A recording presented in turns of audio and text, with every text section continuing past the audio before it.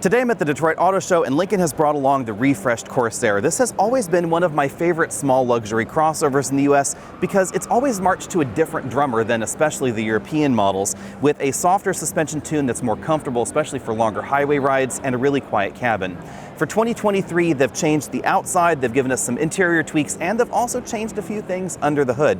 The first thing you'll notice is this different grille up front with these individual elements. They're shaped like little Lincoln logos, which is definitely an attractive theme.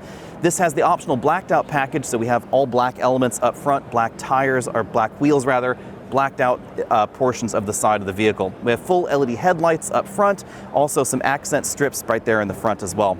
Now going around the vehicle, you can see that this is in the same size category as a Lexus NX, also logically a BMW X3, the Volvo XC60. But some of Lincoln's models end up on either side of general categories. So the Corsair is a little on the small side for the compact segment, but it's not as small as a BMW X1 or X2. You can see the blacked out wheels. This model has Corsair logo right there.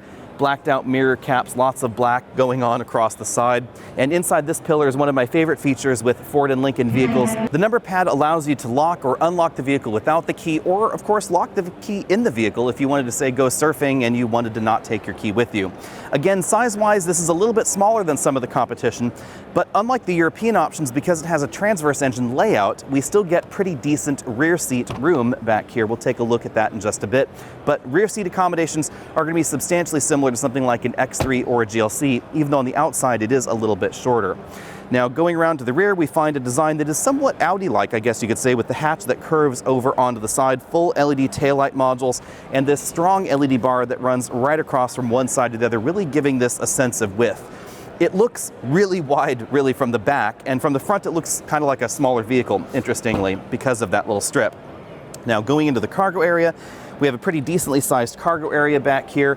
No spare tire, but clearly room for you to put one in there. This one just has the can of Fix-A-Flat inside.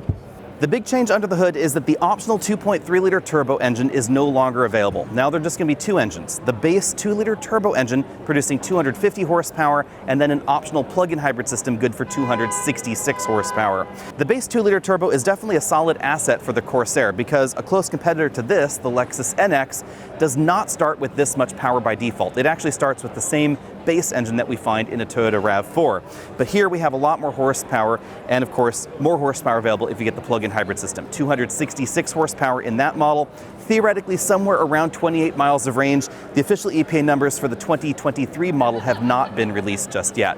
The big change inside is this new large touchscreen infotainment system. This is approximately 13 inches. It's really, really large in here, and I think it's much better integrated into the dashboard than the system that we find in the Lexus NX.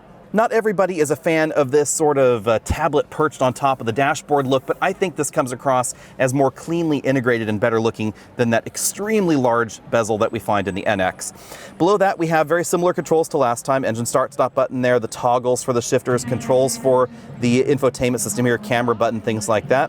Then we find large air vents running right across the dashboard. This is simply a styling strip right here. This is not actually an air vent. Over there we find speaker grills, the controls for the seats. This has the Lincoln front seat design where we have that split bottom cushion. That's definitely a very interesting Lincoln touch. New colors are available in here. I love this red upholstery, but I kind of wish it was broken up with something else other than the black accents around here. We have the large panoramic moonroof right there, as you can see. The controls up top are pretty similar to before. Moving over to the dashboard here, back again, we have the full color LCD instrument cluster. And then this is a driver monitoring system because this now has Lincoln's Active Glide software. That's basically what Lincoln is calling their Blue Cruise, Super Cruise-like system. On the back of the steering wheel, we have paddle shifters. On the turn signal stalk, we have the button to engage the lane centering and Active Glide system. There's a voice command button up here, kind of oddly placed on the sport grips of the steering wheel. I do think that's a little bit funky. Over here, we have the controls for the infotainment system, cruise control button right there, and then there are some extra controls down here. It's a little bit difficult to see exactly what they are, but the buttons are actually on the back of the steering wheel, and then the options illuminate when the vehicle is on. Same thing applies to over here on the right side of the steering wheel. Then we have some buttons for that multifunction display, and then controls here for things like the media access, navigation access, etc. Rear seat room is excellent in the Corsair compared against the competition. This front seat's all the way back in its tracks. I still have about 2 inches of legroom left. Now, one quirk in this model still continues to be the plastics that we find on the back of the seat back. It's not quite as nice as some of the European competition, but of course the Corsair is going to be a little bit less expensive, so certainly keep that part in mind. Headroom is very generous back here. If I scoot over to the other side so you can come in and see what it looks like in here, I have about 1/2 inch to 1 inch of headroom left. It's pretty square inside, and these rear seats have a decent amount of recline to them to definitely make the rear seat experience a bit more comfortable. Now, this is still a compact vehicle, so not a lot of width across the rear seat versus something like the new Lexus RX, but we still have a padded center armrest, cup holders there, heated rear seats, air vents in the back, etc. If you're interested in getting your hands on the new Corsair, these should be on dealer showroom floors pretty soon. Pricing and fuel economy numbers should be coming a little bit later. I can definitely say that the Corsair remains one of my favorites in this segment, even though I've driven all of the other new entries that have happened since I last drove the Corsair. It has been a number of years, but I like the fact, again, that this marches to a different drummer. Lincoln has not substantially changed the suspension tuning for this generation, so if you get the upper end trims with the adaptive dampers, etc., it gives you a really cushy ride, something that I miss in a lot of crossovers, to be honest, because so many small crossovers are dripping with luxury amenities, massaging seats, etc., but the ride is so harsh that they're not really comfortable for longer road trips, and this is one of the vehicles that is absolutely comfortable. I do miss the lack of the 2.3-liter turbo. I kind of wish that had hung on for a little bit longer, but I entirely understand that Lincoln decided to remove that for the plug-in hybrid system, which probably makes more sense as far as customers go. Luxury customers are definitely interested in hybrids and plug-in hybrids. Lexus is sure selling a lot of them, as is Volvo, and those are definitely two very direct competitors for the Lincoln plug-in hybrid system.